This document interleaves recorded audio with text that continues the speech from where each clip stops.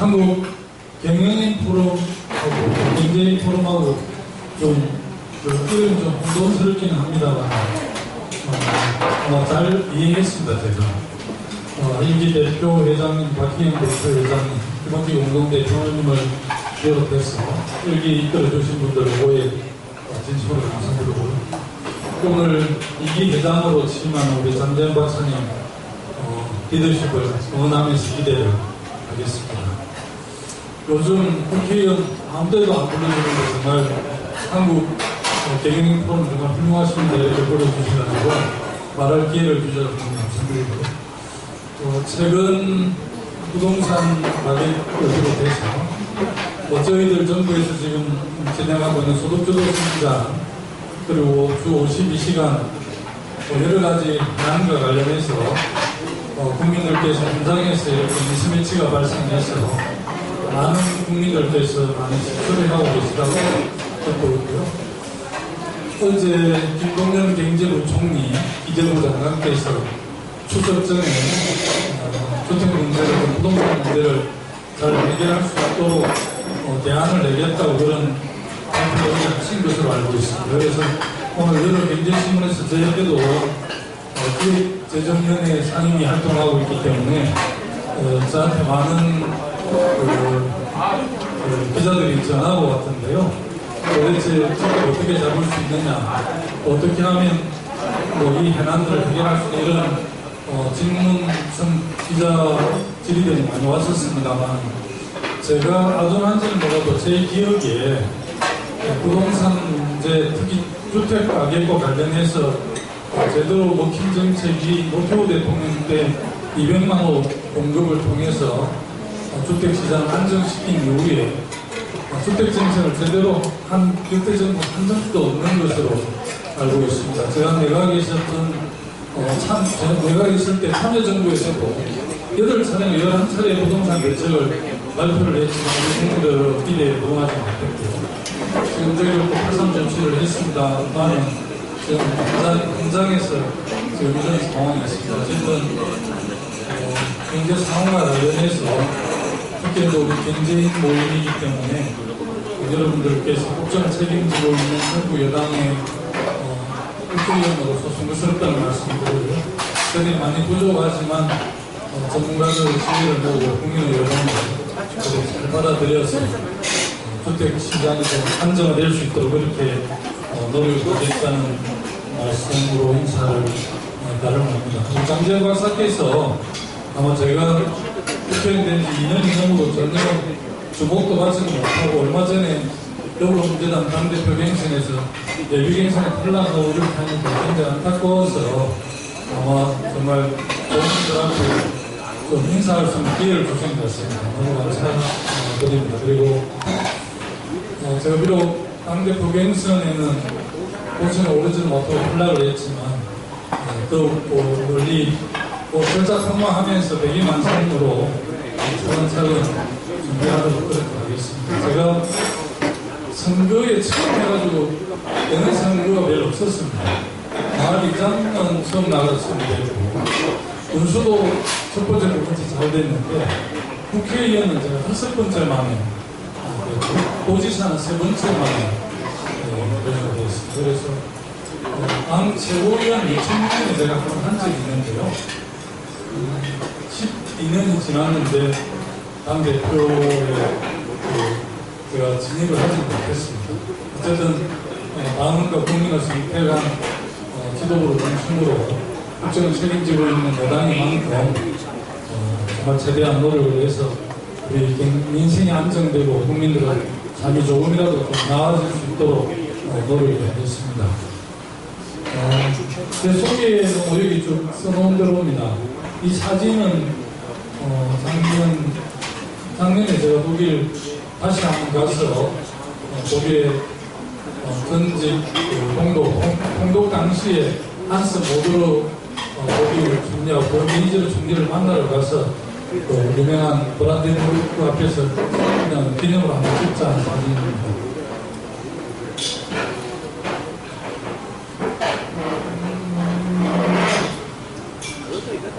사진은 실물보다 좀 더 멋있게 나왔죠. 저 좀 포샵을 한 사진이니까 참고해 주시고요.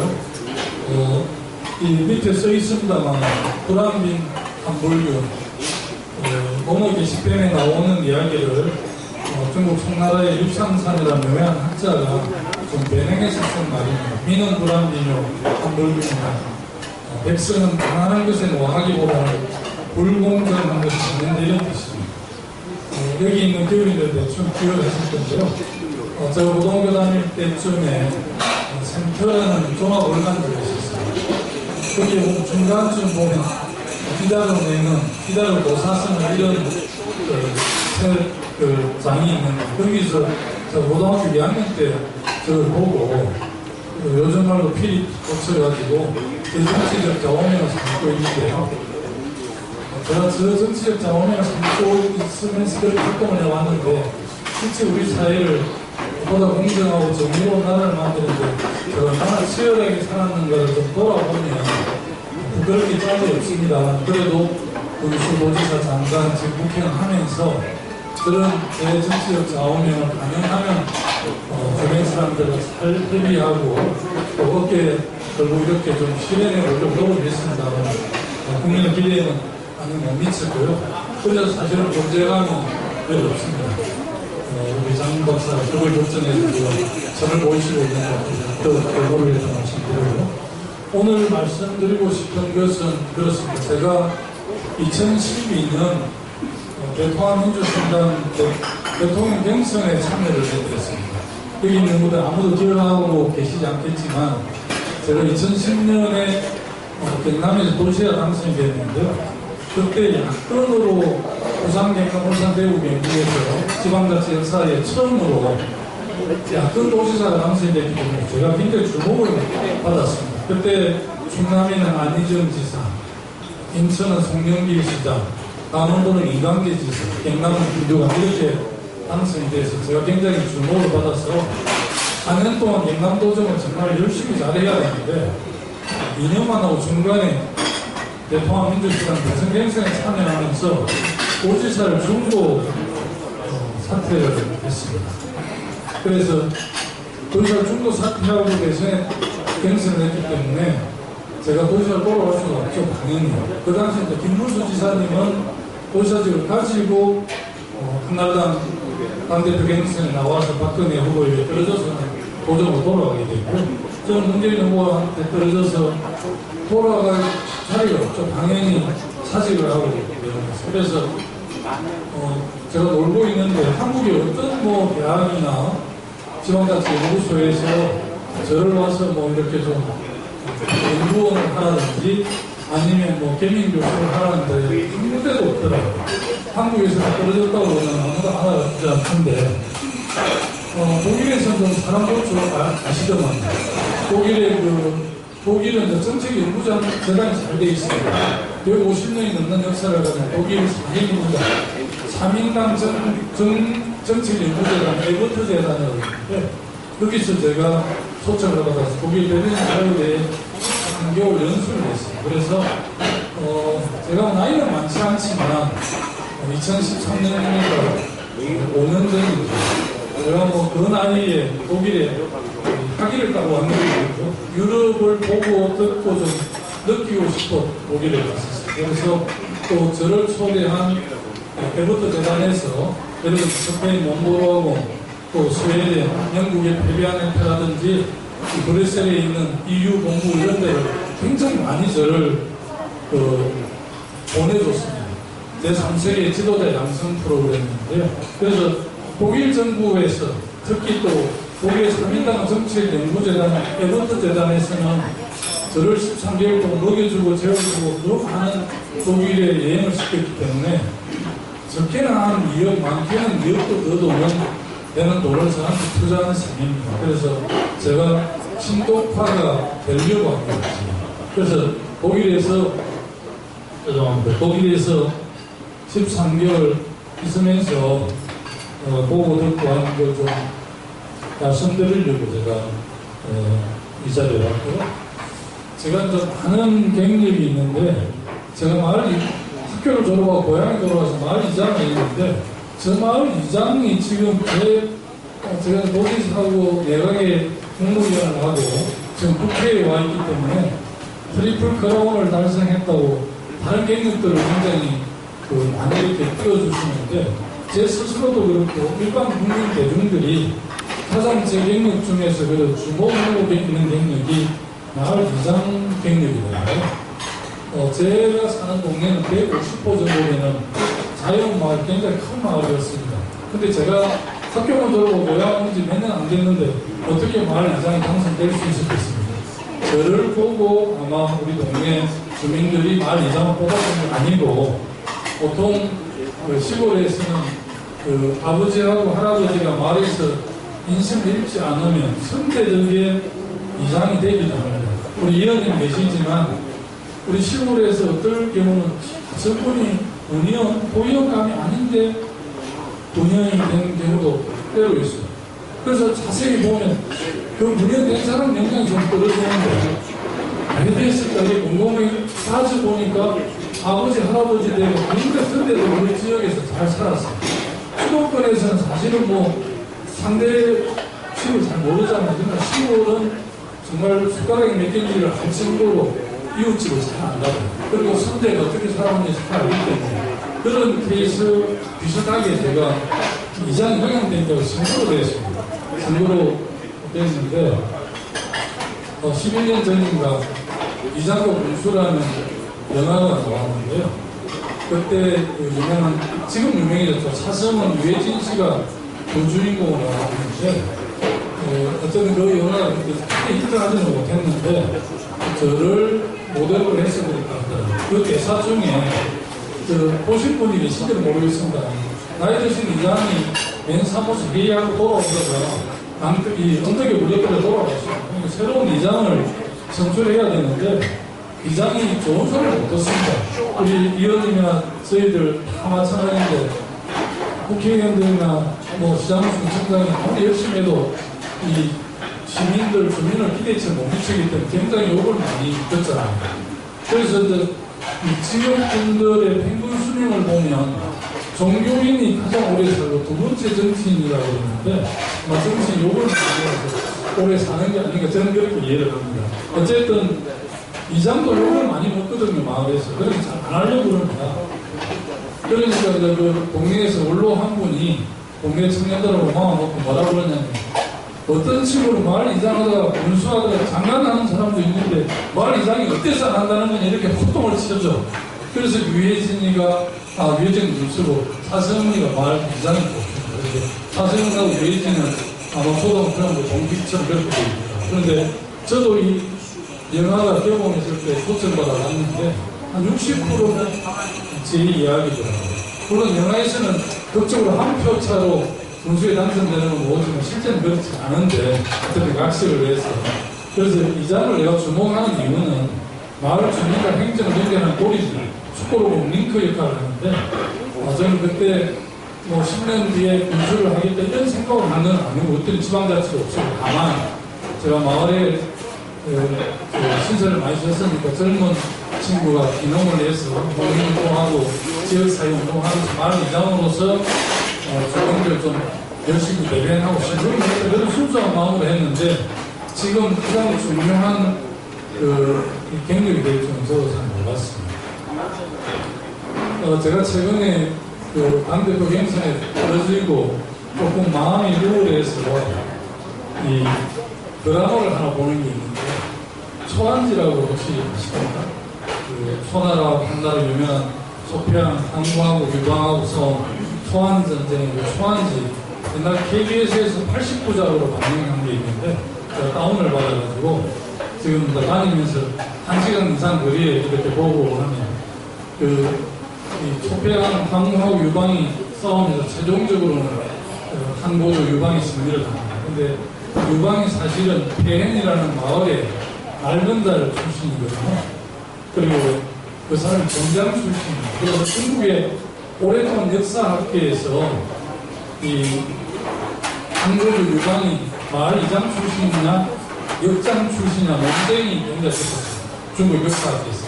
근데 몇 년 전에 한국의 유방은 말년다니면서 마을 이장 출신이라고 정리를 해줬습니다. 그래서 중국 역사에서 마을 이장 출신 한계까지 오른 사람이 바로 한보조 유방입니다. 그렇다고 뭐 제가 그렇다는 이야기는 아니고 오히려 말았으면 좋겠습니다. 저는 주목하는 게 지금 지방자치 역사 25년이 됐죠. 풀뿌리 지방자치가 기초에 있고 강력이 그렇지만 더 중요한 거는 풀뿌리 현장이라서 마을 주민자치 이런 게 활성화되어야 지방자치가 되어도 될 건데 아직까지 우리나라 떨어지는 것 같습니다. 어차피 장 박사가 기회를 줬으니 제 사람을 좀 달라고 이런 그림들을 많이 보여드리는 거 참고 오해 많았으면 좋겠고요. 여기는 제가 항모지 10만 평을 축구장 이쪽에 안 보면 야구센터, 야구 호텔 이렇게 지어서 스포츠 마케팅을 통한 지역경제 활성화 차원에서 굉장히 주목을 받았던 사업이었습니다. 제가 23년 전에 재연수 문서를 했지 않습니까? 그때 이 스포츠 파크를 해서 여기에 전국 유소년 축구대회 그리고 2002년 월드컵 때는 덴마크 캠프를 했고요. 또 2008년에는 쿠바 야구팀하고 나이지리아 축구팀이 다 남해에서 이 캠프에서 전지훈련을 했습니다. 국경이가 산란이고 너무 먼지가 많고 그래서 국경하고 비슷한 한국의 남해에 와서 했는데요. 같이 이 스포츠 마케팅을 통해서 1년에 벌을 드는 돈이 한 500억 이상 된다고 그러더라고요. 남해군의 최대 장목이 마늘 소득보다 더 높으니까 상당히 주목받았고 이 사건을 굉장히 많은 지방자치 전문가들이 뻥튀기라고 잘 보도해주는 바람에 노무현 대통령이 이런 기사들을 보고 제가 굉장한 사람인 줄 알고 아마 행정자치구장을 발표했을 거예요. 오른쪽 사진은 제가 한 번도 가보지 않은 곳인데요. 이 설계는 제가 공수 때 해놓은 곳입니다. 여기 이동하시는 분들 많으신 거 아시겠네요. 사우스케이프라고 한국에서 그린피가 가장 비싼 골프장인데 저는 아직도 골프를 못하는데 제가 우리 남해에 있는 마을 끝머리 있는 곳인데 저는 이걸 한문의 골프장을 하면 최고의 적적을 알았습니다. 그 당시 제가 군수할 때 이동찬 포용그룹의 회장 돌아가셨죠. 그분을 모셔서 여기까지 모셔가지고 다 보고 골프를 투자할 것 같이 했는데 안 하셨어요. 근데 누가 하셨느냐. 동대문 한섬이라는 공개 한섬이라는 유명한 골프 패션 하시는 분이 정재봉 회장입니다. 그분이 다 팔아가지고 수천억 현금을 가지고 여기를 지었는데 제가 이걸 언제 봤나 한번 놀러오라 날 못 가봤었는데 이번 추석에 고향 가면 가볼 줄 모르는데 배우준이라는 유명한 탤런트가 신혼여행을 여기를 가더라고요. 그래서 채널 A에서 드론을 띄워가지고 중계하는 걸 채널 A에서 봤습니다. 제가 도지사 때 휴가도 해드리고 있습니다. 아직 한 번도 못 가봤는데 어쨌든 이렇게 설계를 하면 독일 마을이고 기억 못하지만 제가 성공시대도 나갔습니다. 정치인 중에 성공시대 나간 사람이 사실은 고건 총리하고 저하고 둘이밖에 없습니다. 성공시대 프로가 지금 없어졌을 텐데요. 일부 첫 번째 출마하신 분이 정주영 회장입니다. 제가 40회 정도 출연을 했는데 1회부터 한 35회까지는 아마 기업 성공한 분들만 다 출연시켰다. 이러니까 시청자들이 비즈니스를 성공한 사람도 성공하지만 사회학계 혁신분야에 성공한 사람도 성공 모델 될 수 있고요. 좀 많이 이런 한계가 있어가지고 그때 이제 지방자치가 우리나라에 처음 실시되고 하니까 지방자치 단체장 중에 정당에 속하지 않는 단체장 중에서 좀 하나 조명했으면 좋겠다. 그렇게 시민사회단체 추천을 거래를 했는데 그걸 추천했다고 해서 제가 나가게 됐는데 저 성공시대 나가는 바람에 제가 참 제약이 많습니다. 여기 보면 너무 막 깨끗하고 측정하고 훌륭한 단체장으로 정리를 해놨는데 제가 공짜로 생각할 수 없잖아요. 뭐 쓸데없는 이야기가 좋다는 거 알겠습니다. 그래서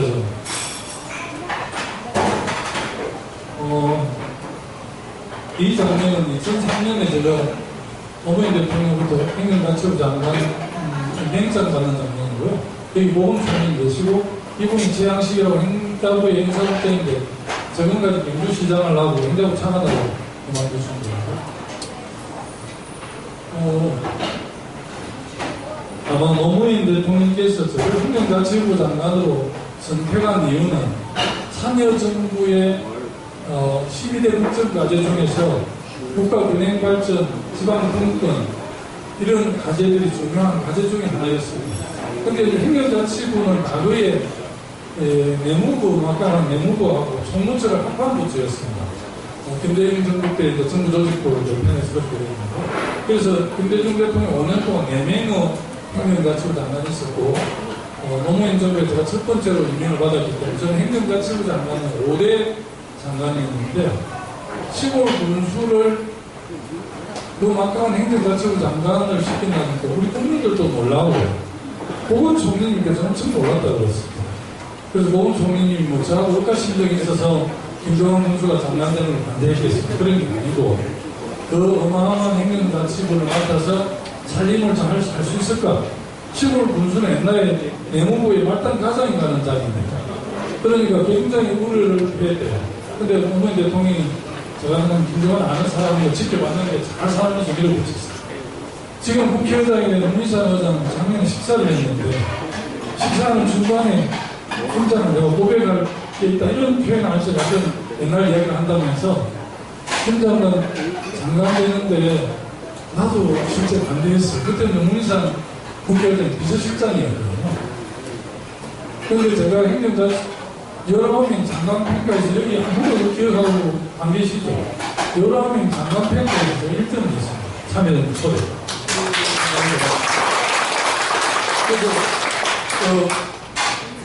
영민사 의장님이 그때 의장님 안 있었는데 실장이 그리 장관 잘할 줄 모르고 내가 반대를 했다면서 묻고 말았어요. 또 문재인 대통령 운명이라는 책에 보면 제가 또 그 행정자치를 잘 이끌었다는 그런 대목이 나오기 때문에 그걸 너무 자랑하는 것 같아서 성공합니다. 다른 소리자를 다시 돌아가시면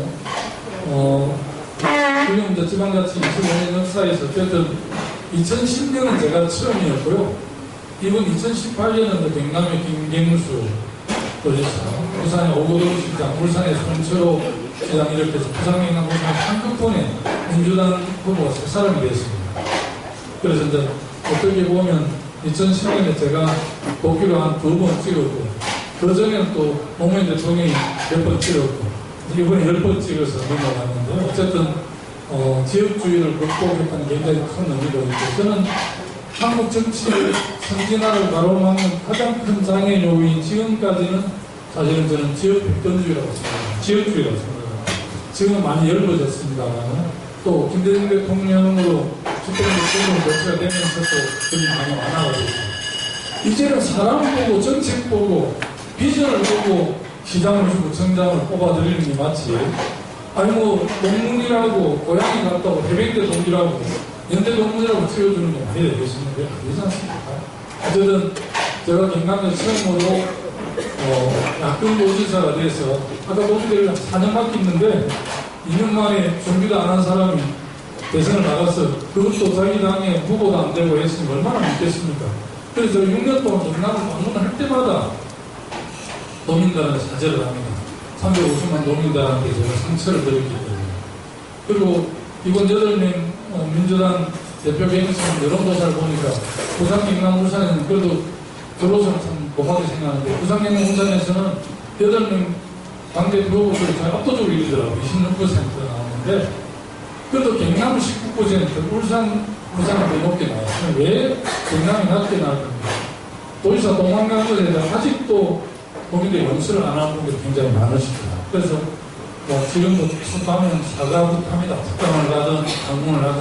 그리고 제가 비밀입니다만 국회의원 지역구 1순위가 김포지역구 가장 열심히 하고 두 번째는 경남 예산도 좀 받으려고 저를 갚으려고 하셨습니다. 어쨌든 지역주의를 극복하려고 노력했는데 그런 그것도 어디가 있습니다. 제가 늘 주목하는 것은 여기 나와 있잖아요. 멀리서 잘 안 보이시는데 이 해치 모델입니다. 저는 지금 어제 바른미래당 김관영 위원회 군산 출신 원내대표가 바른미래당 당대표 연설을 41분 정도 국회에서 했습니다. 그제는 자유한국당의 김성태 원내대표가 35분 정도, 그제는 이해찬 당대표 국회 대표 연설을 했는데요. 지금 좀 늦게까지 이야기해도 괜찮습니다. 오래간만에 강연하니까 이야기를 하고 싶은 이야기가 많아가지고 죄송합니다. 나도 바쁘시면 또 중간에 가시고 시간 갖지 않고 허락을 해주시면 편하게 좀 하겠습니다. 저녁도 또 시간이 늦었으니까 집에 가서 요수번호 한 30분 줄여주시고. 그래서 저는 그 대표 연설을 들으면서 마지막에 김성태 원내대표가 굉장히 연설을 우리 국정에 대해서 하나씩 짚어서 아프게 우리가 받아들이고 막판에 원고에 없는 정책 연설을 한 거예요. 김성태 원내대표가 국회의장이 위에 앉아 있는데 문희상 국회의장은 청와대 스피커다, 브루하우스의 대변인이다, 이렇게 이야기를 꺼냈어요.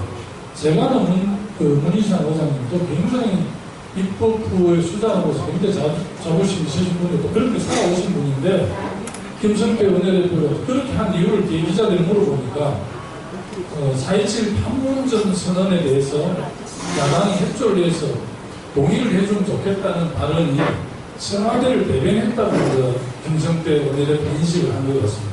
그래서 그런 발언을 했는데, 김성태 대표가 제가 좀 속된 표현하면 본전도 못 찾은 것 같아요. 굉장히 언론으로부터 비판받고, 다른 야당 국회의원으로부터 우리 당 민주당 국회의원은 당연히 야유를 하고 비판을 했고, 다른 바른미래당 정의는 다 비판을 할 거예요. 그런데 우리 국회가 너무 싸우는 국회가 되어서 국민들은 민망합니다. 근데 실제 선거는 각 정당에서 후보를 내고, 각도 다른 말로 하면 진영에서 후보를 내기 때문에 전혀 경쟁을 할 수밖에 없거든요. 그래서 때로는 가열되지만 선거가 끝나면 모두의 국회의원입니다. 국민 모두의 국회의원이거든요. 예를 들어 박원순 시장이 55% 당선되고 45%가 홍준표 후보, 홍준표, 안철수 후보, 서울시장 누구 후보 나왔죠? 홍준표, 김문수, 안철수 이렇게 나오는데, 약 45%가 야당을 지지했지만 박원순 서울시에 당선되는 순간 서울시 전체 천만 서울시민의 시장이지 자기를 선택하지 않는 45% 빼버리고 550만 원 서울시장이 아니라고. 그런데 우리 국회에는 좀 그런 문화가 잘 안 돼 있어요. 그래서 너무 이렇게 정당 대립의 문화가 강해가지고 제가 국회의원 2년 하면 느낀 바 이런 식으로 계속 국회가 상생 협력하지 않으면 난 대한민국 정책 정상적으로 갈 수 없다는 생각을 갖고 있습니다. 제가 이런 생각을 하는데 당내 강경파들한테는 김동관 국민들이 보기에는 괜찮아 보이는데 당내 강경파에서는 약간 회색 분단처럼 보인다는 거예요. 저는 한 번도 그런 생각 안 해보고 원칙을 가지고 정치를 하고 있지만, 그래서 이제 더불어민주당의 당대표가 되거나 큰 거 후보가 나면 더불어민주당은 저쪽으로 세게 가야 되고, 우파에서 대통령 후보가 나면 그 후보 발언을 세게 오른쪽으로 해야 홍준표 제 후임지사가 제가 당대 대선 후보가 된다네요. 그렇게 걔가 대선 후보 되고 싶은 사람 저는 추호도 없으면 안 하면 안 했지. 대통령 되고 뭘 하려고 싸움밖에 안 되는 거예요. 그런 대통령 하면 모르겠습니다. 저는 그렇게 생각하지 않지만 많은 사람들이 그렇게 생각한다고. 저는 대선이든 총선이든 지방선거든 선거 때는 각 정당이 후보를 내기 때문에 치열하게 경선해야 하지만 끝나고 나면 전체 김포시민을 대표하는 김포시장, 1,300만 경기도민을 다 아우르는 경기도지사, 5,200만을 다 아우르는 대한민국 대통령, 더 나아가서 북한이 2,300만까지 8천만 제도표 760만까지 포함 8천만 우리 제도표까지를 안는 그런 대통령이 돼야 되지, 평가를 마음은 안 오고 이렇게 해서 통합이 안 되는데 어떻게 국정을 잘 이끌어갈 수 있겠습니까? 저는 남북 통일을 위해서라도 남남 갈등을 최대한 줄여내야 된다고 생각합니다. 그 책임이 나는 정치 지도자들한테 있다고 생각하거든요. 그래서 저는 인위적인 사당 체제지만 각 당들이 좀 모당 체제를 존중하면서 좀 정말 국익을 먼저 놓고 이렇게 좀 정치를 했으면 하는 그런 기대와 바람들이 저는 개인적으로 있습니다. 제가 독일 간 이유이기도 하고요. 그냥 김포에서 처음에 한번 떨어지고, 제가 이제 김포 그 이야기를 조금만 하면, 많은 사람들이 경남에서 국회의원을 하지, 왜 다른 사람 하나도 없는데 김포에 가서 이런 질문을 많이 하십니다. 또, 뭐 때문에 갔는지 이런 질문들을 많이 하시는데, 제가 결론을 먼저 말씀드리면, 한국 사회가 훨씬 더 좋은 나라가 될 수 있는데, 이념적 갈등이나 세대 갈등이나 지역 갈등이 심한 것은 이 같은 민족, 하나의 국가가 돼야 될 우리나라가 사실은 분단되어 있기 때문에 분단에서부터 오는 모순과 질곡 때문에 우리 한국 사회가 굉장히 각박한 사회가 되었습니다. 그래서 적어도 대한민국에서 정치하는 사람이 어쨌든 이 분단 극복을 고민하지 않는 정치인이 누가 있겠습니까? 저를 다 들을 겁니다. 끝을 많이 드러내는 사람도 있고 드러내지 않는 사람도 있고 그러다 보니까 다 통일 문제나 분단 극복 문제에 제가 관심이 있다 보니까 제일 남쪽인 지역에서 제일 갈 수 있는 북쪽을 가야겠다는 생각을 제가 늘 했습니다. 그래서 이제 김포로 오게 됐고요. 김포의 땅에서 그 당시는 어려웠습니다. 2014년. 누가 가도 되는 지역이 있으면 제가 저를 땅에서 보냈겠습니까? 어려우니까 저한테 기회가 왔는데 저는 어려울 줄 알고 왔습니다. 제가 바보도 아닌데 가서 보름만에 국회의원이 된다고 생각하고 그렇게 했는데 김포 시민들께서 그래도 43%라는 많은 득표를 주고 2년 뒤에 열심히 해서 59.3으로 됐는데 제 꿈은 분단된 쪽 대한민국 가장 남쪽에 태어났지만 통일된 쪽 가장 북쪽인 항령북도 원성군에서 여색을 마치는 게 제 꿈입니다. 그래서 1차적으로 적개인지역인 김포에 와 있습니다. 김포가 공항에서 적개인지역인지 잘 모르는데요. 저는 일주일에 북한 땅, 한 달에 북한 땅 두 번쯤 봅니다. 김포 애기고 문수산이고 바로 그 한강 조강 넘어 한강도 대풍군입니다. 멀리 송악산이 보이고 그러는데 한국 문제 어떻게 풀릴지 모르겠습니다만 저는 이 분단이 지속되는 것보다는 어쨌든 분단을 극복하고 통일을 통해서 대한민국 미래 또 동과의 공동선이나 평화를 열어가는 게 역사의 큰 흐름이라고 이해하고 있습니다. 제 흐름에 동의하셔도 좋고 동의 안 하셔도 좋습니다. 이렇게 다양한 생각을 가지는 게 우리 자유민주주의니까 그런 거죠. 어쨌든 그래서 제가 이제 김포로 오게 됐는데 아까 그 여론조사인데 경남이 낮다는 걸 여론조사 전문가한테 물어봤습니다. FJ를 하는 전문가한테 내가 경남도지사도 하고 남이 문수도 하고 또 유명권 이렇게 사과까지 했는데 왜 경남은 19%밖에 안 나오고 울산하고 부산 29%, 25% 이렇게 나오냐 물어보니까 의원님은 그 경남이 고향이고 그런데 밖에 나서 섭섭할지 모르지만 경남 사람들은 아직도 당신이 도지사 중도에 그만두고 또 부임지사가 또 훌륭한 홍준표 오고 이래서 섭섭해서 그렇다는 거예요. 그러면서 그분이 표현을 이렇게 하더라고요. 그 선배님 동의 안 하시겠지만 조광지처 그리고 김포로 세상가로 왔다 인식하고 있기 때문에 지지율이 낮다는데 비유가 적절한지는 모르겠는데 충분히 경남도민들이 그렇게 생각할 수 있겠다라고 이해를 했습니다. 어쨌든 그렇게 김포 시민들이 저를 안아주셔서 너무 감사하고요.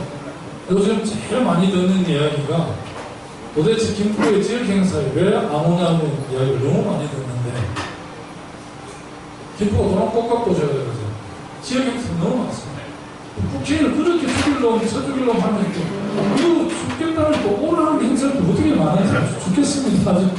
근데 저는 지역 행사를 가능하면 가려고 하지만 국회의원이 지역 행사에 많이 가는 것보다는 지역에 밀린 숙제나 해난을 잘 챙겨서 그보다는 해난을 잘 챙겨서 시장님이 시의정을 잘 할 수 있도록 뒷받침하는 게 국회의원 역할이지 맨날 행사장이 쫓아다니는 게 국회의원 역할 아니라고 생각하니까 자주 못 갑니다. 그런데 저도 꿈이 재선인데요. 국회에서 입법 활동을 잘하고 정치 활동을 잘한 사람을 우리 국민들이 재선, 삼선 시켜줘야 되는데 지역 행사에 자주 가고 노래방에 자주 가고 체육대에 자주 가는 사람도 삼선, 재선됩니다. 그래서 큰일입니다. 그것도. 노래방에 자주 가는 국회는 가능하면 더 드리십시오. 죄송합니다. 독일 이야기 좀 하겠습니다. 저 이효정 선생님 독일에 오래 사셨는데 제가 독일 이야기를 하려는 거죠. 13개월밖에 안 되는 사람이 독일 이야기를 하면 좀 송구스럽긴 합니다. 4차 산업혁명과 관련해서 좀 예쁘게 말씀드립니다. 제가 나면 이제 독일 마을을 만들게 된 계기가 있었습니다. 사실은 제 큰형님께서 학생회장도 하고 좀 공부도 괜찮게 하셨는데 행정관 6개개 되는데 공무원 그때 이제 5급 공무원, 지금은 9급 공무원. 5급 공무원 해가지고 동생들 못 먹여 살리겠다 싶어서 독일 강구를 자취해가지고 독일에 77년 강구 마지막 그 자원으로 갔고 마침 또 독일 가서 포항 출신 행수님하고 결혼을 하게 됐습니다. 독일 강구 국제 시장에 나오는 거 비슷합니다. 근데 제 형이 지금은 목사를 하고 계시는데 얼마나 저는 정치하면 싸우기도 하죠. 형은 싸울 줄도 모르는 사람인데요. 남들은 우리 형 보고 법 없어도 살 사람이라고 그러는데 저는 그렇게 해석하면 법이 있으니까 살지 법 없으면 맞아 죽을 사람 우리 큰형님. 근데 독일을 갔는데 독일에 그런 인연이 있는데 제가 대학 다닐 때 이제 형이 갔었기 때문에 독일에 공부도 하고 싶고 그랬습니다. 근데 독일 이제 저희들 80년대 70년대 후반 80년대 학번이니까 데모하고 한다고 독일 유학 갈 인도를 못 내죠. 독일을 내주잖아요. 그렇게 해서 그랬는데 제가 23년대 군수가 되니까 마침 독일 강북 아나운서 분들이 막 퇴직해가지고 퇴직금을 연금을 받는 시기가 되는데 이분들이 모국으로 돌아오고 싶어 하시더라고요. 그래서 개별적으로 흩어져 돌아오는 것보다 이미 독일에서 20년 이렇게 살았기 때문에 겉은 한국 사람이지만 사실은 독일 문화에 익숙한 사람들이라서 모여서 살고 싶어 하다. 그래서 이걸 제가 포착을 해서 독일 마을을 만들었는데 제 계획대로 되어서는 정말 멋진 마을이 되었을 건데 제가 구상했던 것보다 80, 70%밖에 안 됐습니다. 그래도 어마어마하게 많은 사람들이 오시고 유명한 명소가 지금 됐습니다. 그리고 이제 독일 마을, 스포츠 학교 이런 것들이 남의 문화를 지방자치 일본적으로 만들었다고 하도 신문 방송이 많이 나와서 성공시대도 나오고 노무현 대통령이 해양수산부 장관할 때 저를 주목했다가 저를 장관으로 발표했는데 제가 능력에서 발탁된 게 아니고 참여정부의 국가균형발전정책하고 지방분권만큼은 군수를 하면서 도에 가서 얼마나 당하고 중앙부처에 가서 서름을 얼마나 당했겠느냐. 그 현장에 그 서름을 당한 김두관이가 행정자치부 장관을 하면 분리하는 행정자치부가 아니라 정말 230개 시군구 17개 그때는 16개 시도를 정말 지원하는 부처로서 행정자치부 정말 지방정부를 확실하게 도와주는 도우미 부처로 지방자치를 담당하는 행정자치부 장관으로 딱 맞다라는 생각을 했고요. 또 그 당시 법무부 장관은 저보다 한 사람은 강금실 변호사를 했는데 법무부나 행정부 얼마나 그냥 정말 군기가 센 곳인데 여성이 장관을 가다가 그 당시 상상이 나옵니다. 민변 출신 변호사인데 물론 판사 출신인데 그리고 이창동 감독을 문화관광부 장관했는데 이것은 노무현 대통령 당시 어떤 정치를 하겠다는 국민에 대한 시모죠. 시그널이었습니다. 그래서 공정하고 정의로운 나라를 만들겠다는 생각을 많이 했지만 여러 가지 영양부적으로 미안을 가지고 끝쳤습니다. 지방국권 균형발전 그런 것도 마찬가지입니다. 최근에 제가 3일 전에 이재명 경기도지사가 경기도 출신 국회의원들 국회 본관에 아침에 조찬을 모셔가지고 경기도가 국회 협조받을 것 이야기를 하고 지역구 국회의원도 지역 민원이 많으니까 도지사한테 이야기를 하는 시간이 한 2시간이 있었는데 하도 다른 국회의원들 이야기를 많이 해서 저는 한마디도 안 했습니다. 또 다음에 할 기회도 있을 것 같아서 안 했는데 제가 그 이야기를 들으면서 굉장히 가슴이 두근두근거렸습니다. 제가 지금 지역구 김포지만 김포도 1년에 3만 명씩 인구가 늘어납니다. 김포 95년 초대 민선자치시대 95년 초대 김포 군수를 한 사람이 누구냐? 인천시장하다가 지금은 유정복 인천시장 김포군 초대 군수를 했습니다. 저는 95년에 남해군에 초대 군수를 했는데 제가 남해 군수할 때 남해군 인구 6만 7천이었습니다.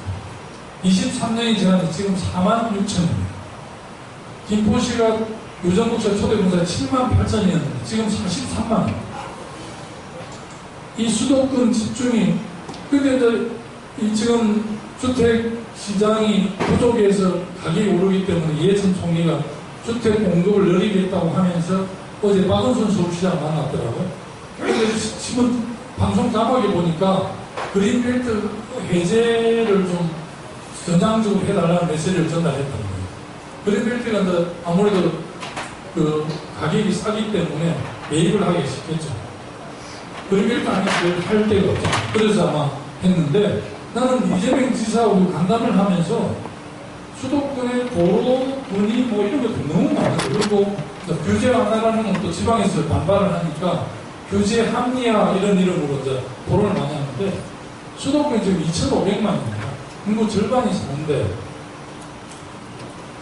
제가 김포에서 국회는 한번 떨어지고 영남대 특강을 갔는데 이 수도권 규제에 대해서 영남일보 기자가 물어보더라고요. 그래서 저는 수도권 규제는 특별한 문제가 없는 한 나는 지금의 수도권 규제를 유지하는 게 맞겠다라는 이야기를 제가 했거든요.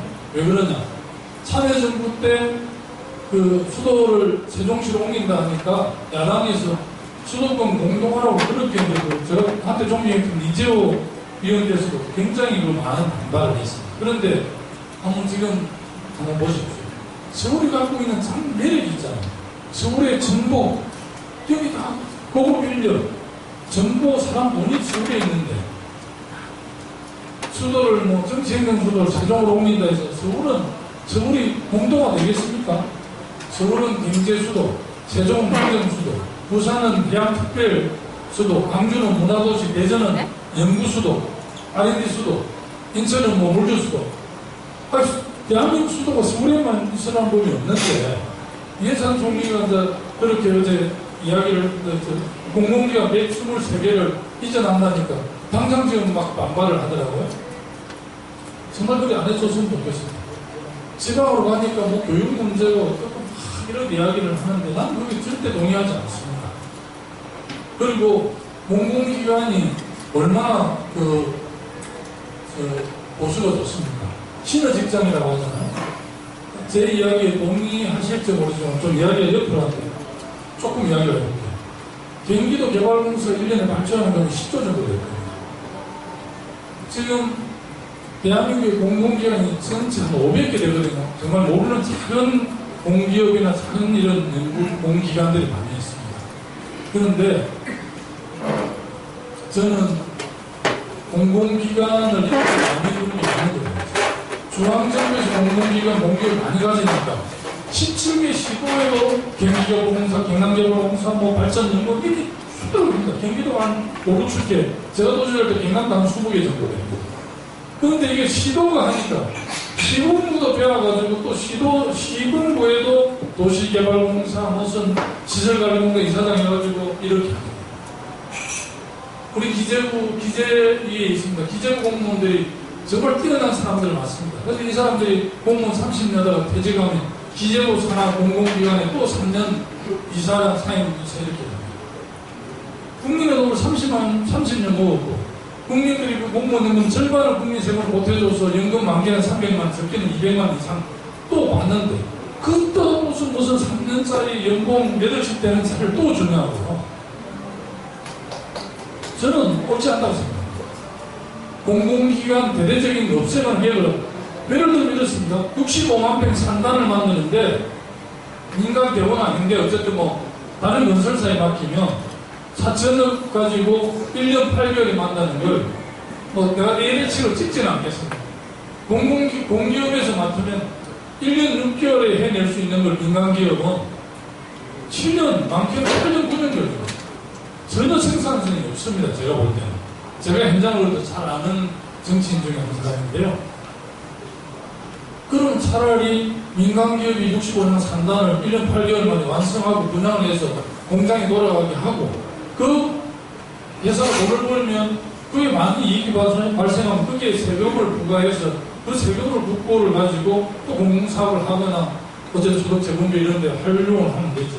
나는 자세히는 모르겠는데 최근에 보면 일본은 공기업이 왜 없다. 도쿄 지하철이 굉장히 잘 돼 있는데 서울하고 도쿄하고 차이 나는 게 아니죠. 한 10년, 20년 전에는 서울은 촘촘하지 않아가지고 좀 불편했는데 지금 서울이 굉장히 메트로 9호선 중간에 경전설과 연결이 돼서 지금 서울이 굉장히 좋은데 서울은 카드 하나도 다릅니다. 일본 동경은 안 됩니다. 신간센, 국철, 미영철 뭐 이렇게 해가지고 그게 조금 불편합니다. 동경은 도쿄 지하철 그 카드 따로 요금을 내야 되거든요. 우리는 한성이 되고 수도권 이렇게 되지 않습니다.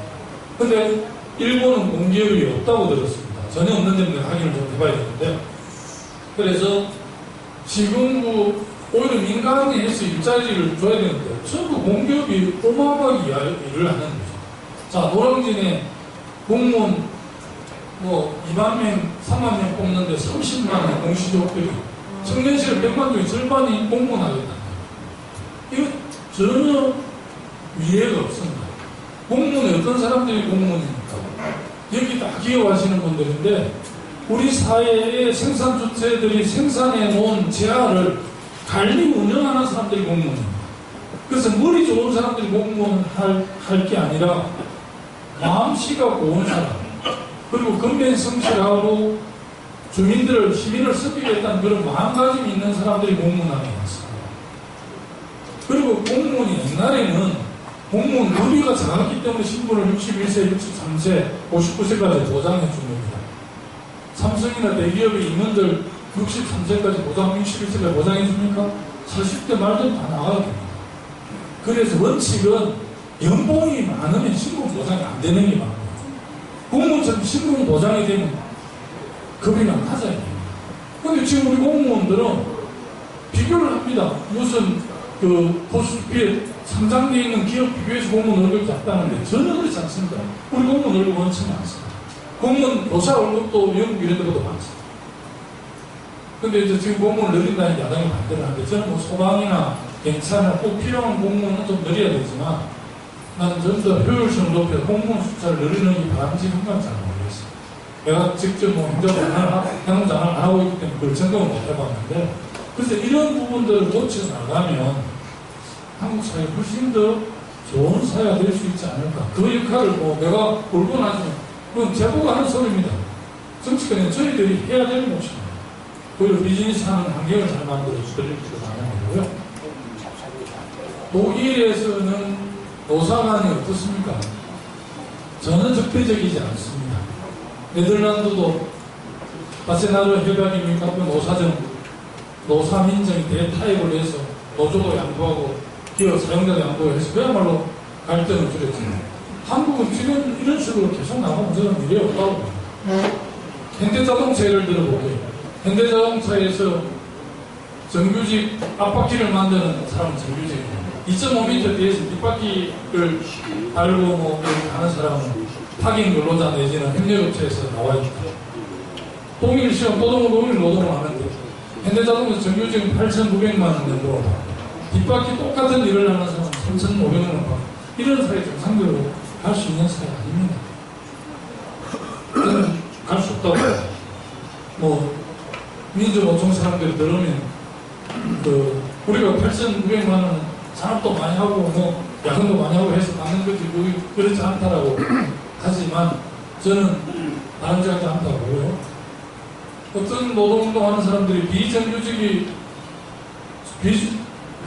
없는 나라를 만들겠다는 것은 말도 안 됩니다. 불가능합니다. 우리가 시장 경제를 채택하고 있고 이런 시장의 질서가 존속한다. 비정규직이 없을 수 없어요. 다만 저는 이런 게 맞다고 생각합니다. 비정규직도 정규직만큼 좀 급여도 많이 받고 노동 조건도 좋아. 그런 정규직처럼 만들어서 정규직이랑 예를 들어 아까 정규직이 예를 들어 6천을 받는다면 비정규직은 그래도 좀 4,500만 원이나 5천만 원 정도를 받을 수 있는 그런 나라를 만드는 데가 훨씬 더 바람직하고요. 아까 제가 모두에 사과 말씀드렸습니다만 주 52시간 지금 현장 미스매치가 굉장히 자영업자, 영세기업들 어렵잖아요. 그리고 최저임금도 갑자기 좀 많이 올려서 현지 적용 안 되는데 아주 정상적인 원론적으로 이야기를 하면요. OECD 경제선진국 중 34개국 중에서 노동시간이 며칠 부담으로 많은 나라고 주 52시간 정도 일을 해서 받는 급여로 행복한 가정을 꾸릴 수 있는 나라 정상적인 나라고요. 우리가 세계 경제 11위 경제 대국이고 그리고 3만 불을 내다보고 있잖아요. 아마 올해 3만 불을 넘는다고 하는데 이런 나라에서 1시간 시간당 많은 최저임금을 못 주는 나라가 정상적인 나라가 아니에요. 이게 차근차근 준비가 안 되죠. 하루 8시간 일을 하고 20일을 하면요. 제가 예산을 해보니까 133만 6천인가 되거든요. 133만 6천인가 되는데, 물론 이 사람들이 그 얼굴 봐서 하는 게 아니라 부모들한테 보조도 받고 아르바이트를 하는 게 있죠. 은금액 아닙니다만. 그렇다고 해서 133만 6천 원이 그렇게 또 많은 돈이 아닙니다.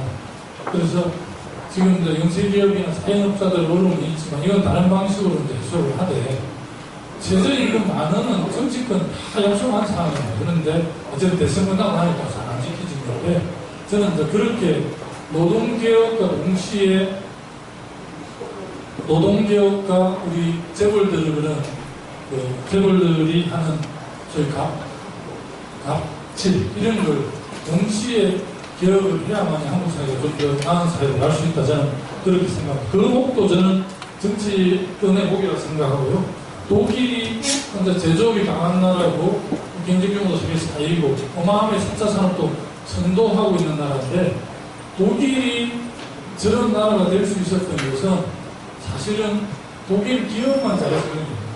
독일의 그런 상황들을 라인강은 기적이라고 우리 이야기하는데, 독일 사람들은 아무도 라인강은 기적이라고 이야기하지 않습니다. 우리는 국가를 영향한 정부, 사용자, 기업, 국민들이 함께 하모를 가고 상생하고 협력을 해서 독일을 이렇게 만든 거지 기적이 아니다.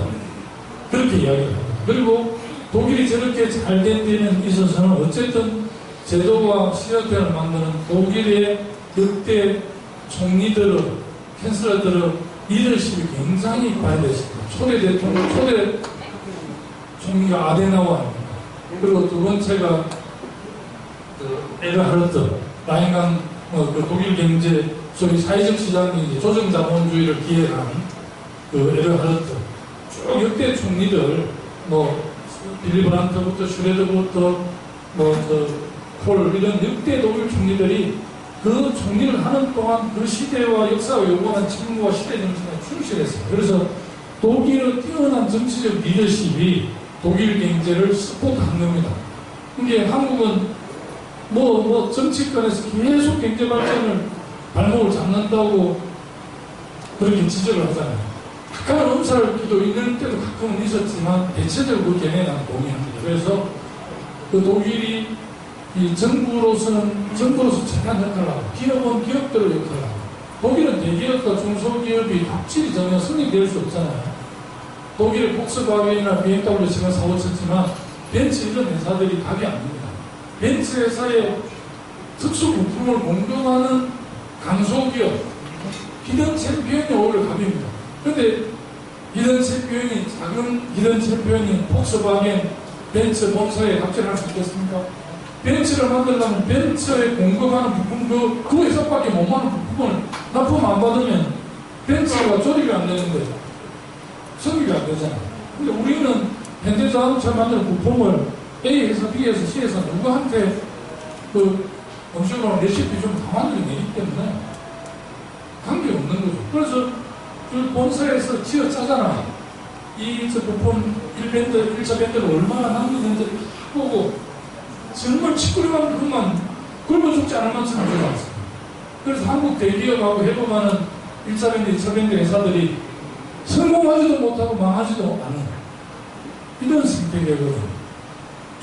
소기업, 중소기업을 하다가 중견기업이 되고, 중견기업을 하다가 정말 세계적인 기술을 개발하면 대기업으로 진입이 가능해야 되는데, 한국은 절대 대기업으로 진입이 안 됩니다.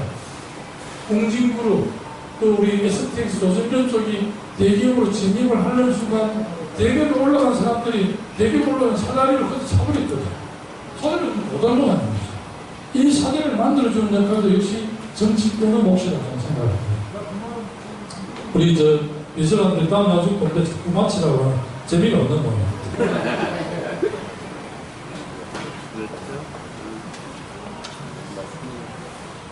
정치 이야기를 대충 했습니다만, 사실 독일은 연합정치 48년 정부 수립 이후에 한 번도 일당이 단독으로 집권하지 않았습니다. 일당이란 대의원정은 지금 4번째인가 3번째 하고 있고요.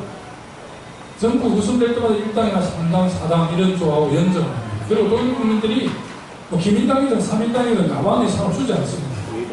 70년 동안 한 번 준 적이 있는데 일당이 단독으로 과반수가 됐지만 단독 정부수를 받지 않습니다. 그게 독일 연합 정치의 핵심 포인트인데요.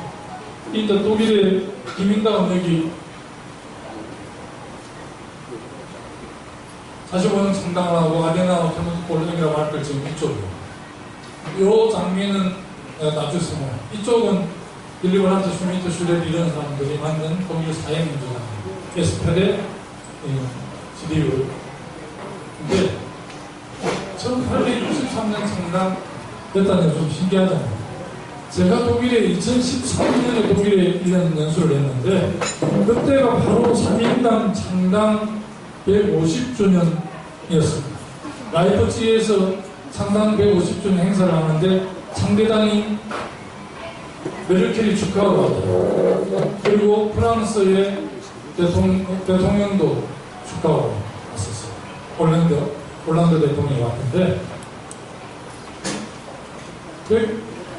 창당 150주년 행사에 민주당 대표로 그때 문희상 의장 비대위원장은 한국에서 올 수 없으니까 제가 대신 당대표 자리로 독일 3인당 창당 150주년에 참석을 했는데 만감이 교차하더라고요. 한국에 100년 정도 간다고 10년이면 다 망해요. 당 한판 내려오거든요. 제일 오래 가면 한나라당인가 뭐 10년이요. 옛날 공화당은 좀 그랬죠. 최근에 5년 10년 간다 당명을 바꾸는데 150주년 1863년이 어떤 해냐면요. 우리나라에서는 놀라지 마십시오. 1863년도에 고종 황제가 취임한 겁니다. 그때 이 독일 사회민주당이 만들어지고 세계 최초 지하철이 메트로폴리탄 레일이 런던 지하철이 개통된 해가 1863년입니다. 근데 지금 150년이 넘었죠? 13년 중에 150몇 년 됐네요. 제가 2013년이 150주년입니다. 155주년 됐나요? 여기는 이 독일의 알렉산드르 광장이라는 그 역 앞인데요. 여기 이제 이 연설박스입니다. 제가 이제 기념으로 안 올라가 찍었는데 이 총선이 이틀 전이었거든요. 이 사진 찍는 날이. 근데 독일 총리 후보 2013년에 슈타인브루이라는 친구가 독일 3인당 총리 후보였는데 총리 후보까지 왔는데도 길거리에 사람들이 별로 없습니다. 왜 없느냐? 나중에 설명드렸습니다. 이쪽은 기민당 메르켈 총리 겸 당수까지 참여하는 마지막 총련 유세정인데도 사람들이 엄청 모이는 줄 알았는데 가보니까 한 500명에서 한 700명 좀 됩니다. 독일 사람들 전체 이렇게 관심이 없나 그랬는데 전혀 그렇지 않습니다. 투표율 75% 선거가 되거든요. 왜 독일 사람들이 총리 후보가 와서 연설하는데 사람이 몇 명 없느냐? 독일 주요 시간대에 정치 토론 이런 걸 워낙 많이 하잖아요.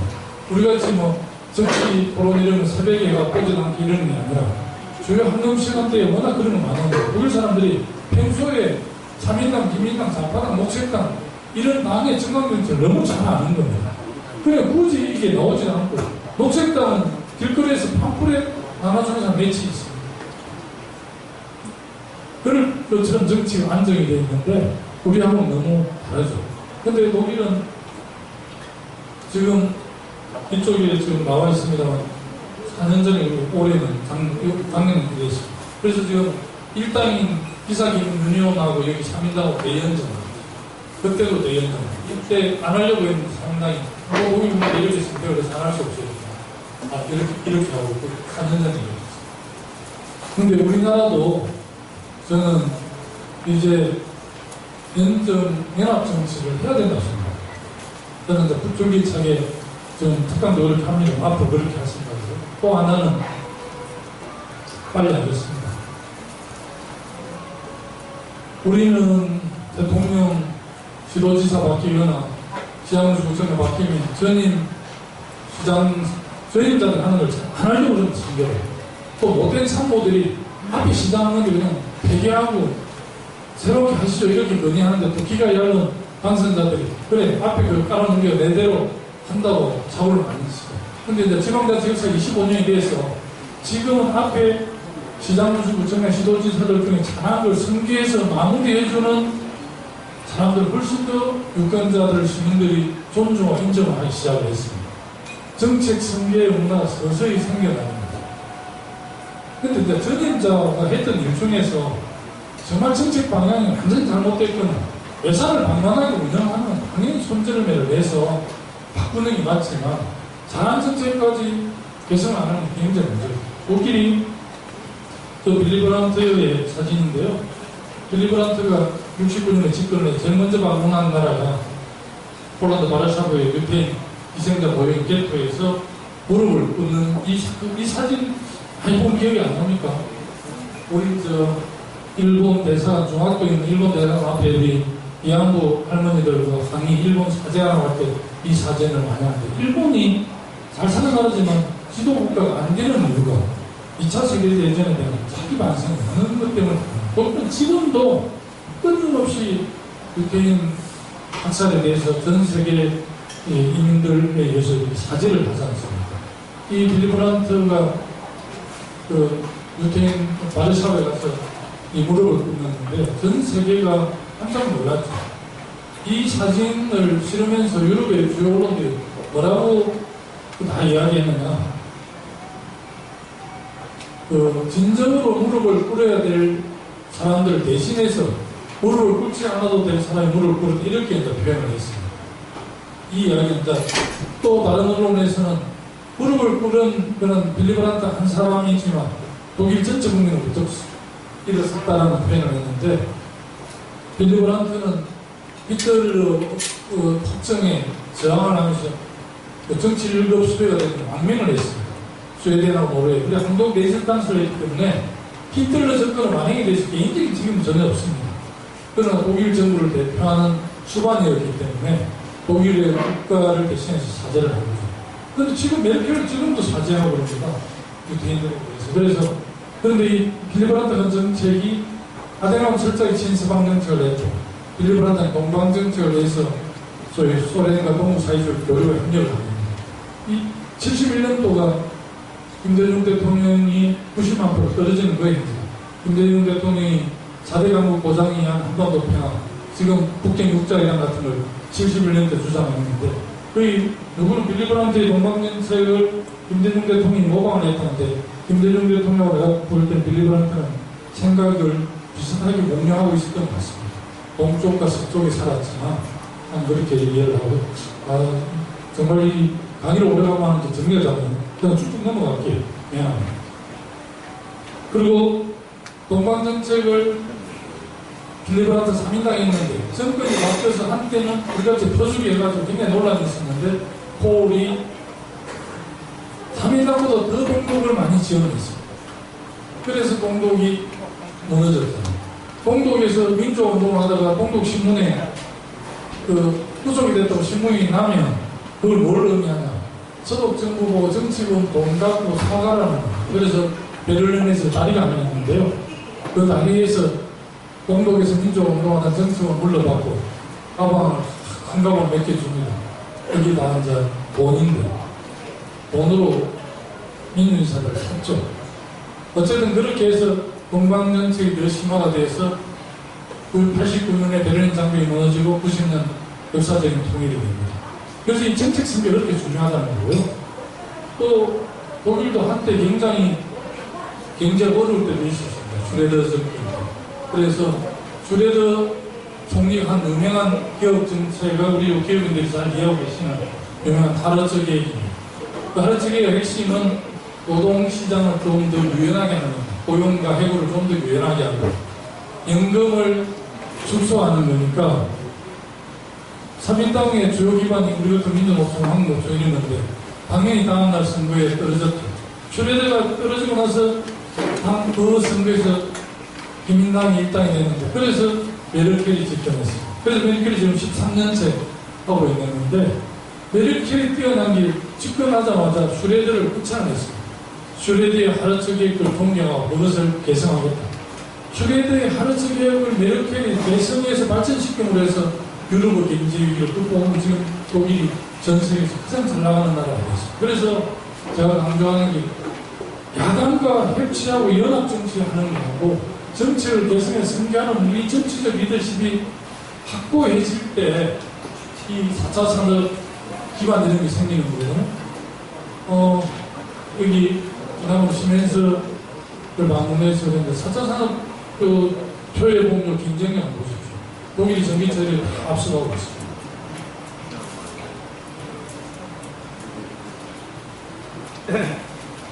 한 기업 발전이 그 기업의 성공을 거치지 않고 다 이렇게 융합복합하는 것이죠. 넘어가겠습니다. 독일 아디다스의 주변행 생산 거점이 스피드 팩토리인데요. 그같이 이제 이렇게 신발 공장에서 디자이너가 이쪽으로 모델을 보내면 해외 생산 기지에서 중국이나 동남아에 만들어서 이렇게 전달하는 분류 판매차 목욕 일가는 시스템으로 하면 1년 6개월 정도 걸리는데 스피드 팩토리 이렇게 하면 디자인을 이렇게 주문을 하고 이렇게 이런 방식으로 하면 10일 정도 걸리는데 그리고 맞춤형으로 할 수 있다는 거죠. 아마 네, 마무리하겠습니다.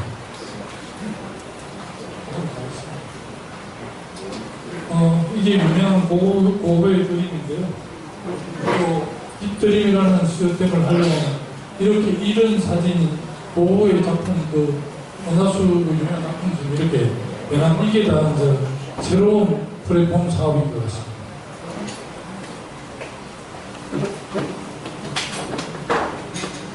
크라우드 펀딩에 성공한 한국의 제품들인데 좀 특이하죠.